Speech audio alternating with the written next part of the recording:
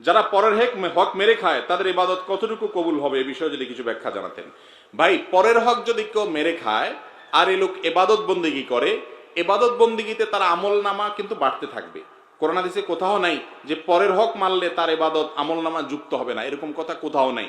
আপনি পরের হক মারেন, অন্যের সম্পদ আইল ঠেলেন, অন্যের টাকা মেরে দেন, অন্যের টাকা আত্মসাৎ করেন, গম চুরি টিন চুরি করেন, অন্য আরো কিছু চুরি করেন, করে আপনি অর্থ আত্মসাৎ করতে থাকেন।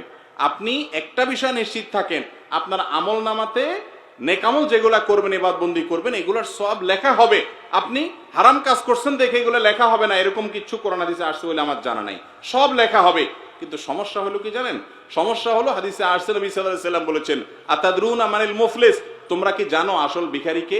সাহাবীরা বলছেন যে আল মুফলিসু ফিনা মান লা দিনারা ওয়ালা দিরহামা, ইয়া রাসূলুল্লাহ, আমাদের ভিতরে গরিব মানুষ হলো যার পয়সা কড়ি নাই। নবীজি বলেছেন, আরে না, এই মুফলিসের কথা বলি নাই। আসল মুফলিস হলো সেই লোক, যেই লোক দুনিয়াতে মানুষের সম্পদ আত্মসাৎ করেছে, অন্যের জমির আইল ঠেলেছে, চুরি করে সম্পদ নিয়ে এসেছে, হাওলাত নিয়েছে আর দেয় নাই, বাকি নিয়েছে আর দোকানের সামনে দিয়ে যায় নাই, বিভিন্ন ভাবে মানুষের সম্পদ নষ্ট করেছে, বোনের হক দেয় নাই বাপের সম্পদে, মায়ের সম্পদে, ফুফুর হক দেয় নাই দাদার সম্পদে, বিভিন্ন ভাবে ভাইয়ের হক দেয় নাই, ভাতিজার হক মেরে দিয়েছে, মানুষকে মেরে কেটে খায়। আবার অনেক আমলও করেছে, মাশাআল্লাহ, মাহফিলে 2 লাখ দিছে, হুজুর বলে হাজী সাহেবকে আল্লাহ জান্নাত দিয়ে দেন, বলেন সুবহানাল্লাহ, সবাই বলে আমিন। তো এইরকম লোক যেগুলো আছে, তাদের আমল নামার পাহাড় নিয়ে কিয়ামতের দিন উঠবে, মোচে তেল দিতে দিতে যাবে, যা আজ জান্নাত ঠেকায় কে? এত কোরআন খতম, এত মাহফিল, এত হুজুরে খাওয়াইছি, এত মসজিদে দিছি, এত কোরআন শরীফ কিনে দিছি। হুজুর যত আছে দেশে, এমন কোন হুজুর নাই আমার এলাকাতে, গ্রামে, যেগুলোর পেটে আমার খানা নাই। সবার পেটে খানা আছে, সব গরিবের পেটে খানা। কত দান সদকা করছি। আর কোরআন তেলাওয়াত, শুধু দান সদকা নাকি, হজ, উমরা, জিকির, আজকার, তাহাজ্জুদ, কপালে সিল, কত আমল করছি মাশাআল্লাহ। মোসে তাও দিতে দিতে যাবে জান্নাত, সামনে কত দূর কে জানে। আল্লাহ রাব্বুল আলামিন হাদিসে আসছে, ওই জায়গায় যখন ওই লোক আমলের পাহাড় নিয়ে যাবে, কিন্তু ওই যে মানুষের হক মারছে আবার সাথে ইবাদতও করছে, আমলের পাহাড় নিয়ে যাবে, তখন আল্লাহর কাছে কিছু লোক এসে ঘিরে ধরবে তাকে।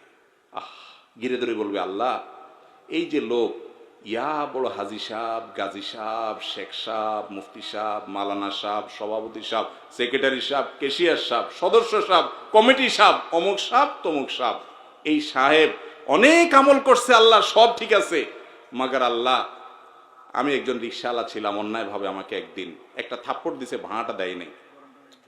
আমি তো দুনিয়াতে আর জোর করে আদায় করতে পারি নাই, ক্ষমতা ছিল না।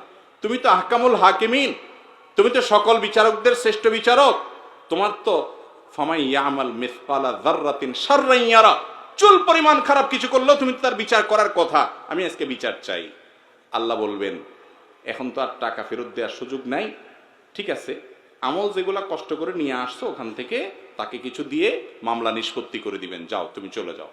আরেকজন আসবে, আরেকজন আসবে, আরেকজন আসবে, আরেকজন এসে বলবে, আমার আইল ঠেলছে আল্লাহ, আমি জানতাম না। আরেকজন বলবে, আল্লাহ, আমার লাউটা চুরি করে নিয়ে গেছে। আরেকজন বলবে, আল্লাহ, দোকান থেকে বাঁচি নিয়ে আর ধারে কাছে হাঁটে নাই। আরেকজন বলবে, আল্লাহ, বিচারের নাম দিয়ে আমার কাছ থেকে টাকা নিয়ে বিচার করছে, নেতা ছিল এলাকার। এক একজন এক এক মামলার আসামি, মামলার বাদীরা আসবে। আল্লাহ তারা সবাইকে তার দাবি অনুযায়ী, যদি প্রমাণ সত্য হয়, কেউ তার মিথ্যা সেদিন বলবে না, সব দিয়া বিচার করবেন। তার আমল সব শেষ হয়ে যাবে, দেনাদার তখনও, পাওনাদার তখনও থাকবে। এবার তো আমল শেষ, কি দিয়ে দিবে? এবার তাদের পাপের বোঝা দিতে থাকবে, যে তুমি তার হক নষ্ট, তারপর বোঝা নাও। এখন নিতে নিতে নিতে নিতে আমলের সব শেষ হইয়া পাপের বোঝা নিয়া তারপর সে জাহান্নামে নিক্ষিপ্ত হবে।